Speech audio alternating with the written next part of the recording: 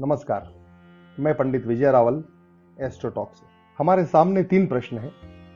सबसे पहला है जन्म कुंडली क्या है, और दूसरा प्रश्न है जन्म कुंडली किस लिए है, और तीसरा प्रश्न है कि जन्म कुंडली का हम क्या करें। तो आइए सबसे पहले हम समझते हैं कि जन्म कुंडली क्या है। जन्म कुंडली हमारे जीवन का मानचित्र है। ये एक सॉफ्टवेयर है जिसमें हमारा प्रारब्ध यानी जन्म जन्मांतर से संचित कर्मों का कोडेड किया हुआ रहस्य छुपा हुआ है। हमारे सोच विचार से लेकर हमारी लाइफस्टाइल, हमको भला बुरा लगना, यहाँ से लेकर एवरी वॉक ऑफ लाइफ, जीवन का संपूर्ण घटना चक्र कोडेड किया हुआ है भविष्य फल के रूप में। जन्म कुंडली के 12 भावों, 9 ग्रहों, 28 नक्षत्रों के परमुटेशन कॉम्बिनेशन के चलते फिरते और जीवन को जीते वही इंसान है हम, जो ये जानना चाहते हैं कि जन्म कुंडली क्या है। यही है हमारे जीवन का कोडेड वैदिक सीक्रेट, और इसको हम सही विधि द्वारा कुछ सर्टेन परसेंटेज तक, कुछ निश्चित प्रतिशत तक जान सकते हैं कि हमारी जन्म कुंडली क्या है। अब हम बात करते हैं हमारे दूसरे प्रश्न की, उसके प्रामाणिक उत्तर की, कि जन्म कुंडली किस लिए है। यदि क्या है तो किस लिए भी होता है। जन्म कुंडली किस लिए है। देखिए, जन्म कुंडली का निर्माण कैसे हुआ। वैदिक साहित्य से ज्योतिष, जो षडांग है, छठा अंग है वेद का, इसके संबंध में बहुत अधिक प्राचीन, हजारों वर्षों प्राचीन कोई ग्रंथ, प्रामाणिक ग्रंथ, फलित शास्त्र के बारे में तो आज उपलब्ध नहीं है, लेकिन हजारों हजार पौराणिक ग्रंथों के ऐसे प्रमाण हैं जो यह सिद्ध करते हैं कि जन्म कुंडली के निर्माण का विषय बहुत प्राचीन है। यहां हमको एक बहुत सुंदर आरती से हम ये जान सकते हैं कि यह विषय कितना प्राचीन होगा। एक श्री गणेश जी की आरती है जिसमें यह उद्धृत किया गया है कि देखा वेद ब्रह्मा जी ने जाको, विघ्न विनाशक नाम धरे। यानी गणपति जी के जन्म के समय ब्रह्मा जी ने उनका वेद देखा और उनका नामकरण संस्कार किया, उनका नाम रखा विघ्न विनाशक। तो इससे यह सिद्ध है, यह प्रमाणिक है कि जन्म कुंडली का निर्माण का विषय बहुत प्राचीन है।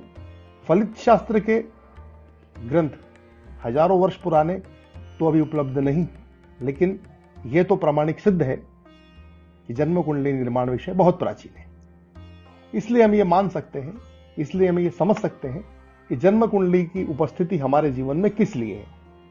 तो जन्म कुंडली की उपस्थिति, जन्म कुंडली का हमारे सामने होना इसलिए है कि हम जन्म कुंडली में उपस्थित ग्रह योग स्थिति के अनुसार क्या होना चाहिए, क्या होना चाहिए हमारी साधना आराधना की पद्धति, क्या होना चाहिए हमारा व्यवहार, क्या होना चाहिए हमारा पराक्रम, परिश्रम, खान पान कैसा होना चाहिए, रहन सहन, शिक्षा, व्यापार, और इन सब के साथ हमारे जीवन को कैसे विकसित किया जाए, इसी सब के लिए होती है जन्म कुंडली। इस बात का यह जवाब है कि जन्म कुंडली किस लिए होती है।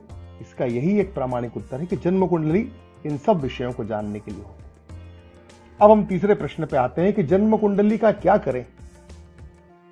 जन्म कुंडली का क्या करें, तो एक प्रामाणिक विधि, एक प्रामाणिक कथन इस विषय में भी हमको प्राप्त होता है।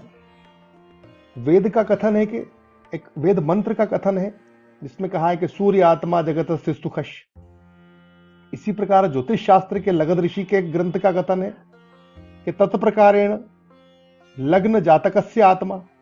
यानी वेद मंत्र हमको कह रहा है कि सूर्य सारे संसार की आत्मा है, जगत की आत्मा है, और ज्योतिष शास्त्र का ग्रंथ कह रहा है कि इसी प्रकार से लग्न जो है वो जातक की आत्मा है, उस इंसान, उस व्यक्ति की आत्मा है जिसकी वो जन्म कुंडली बनी है।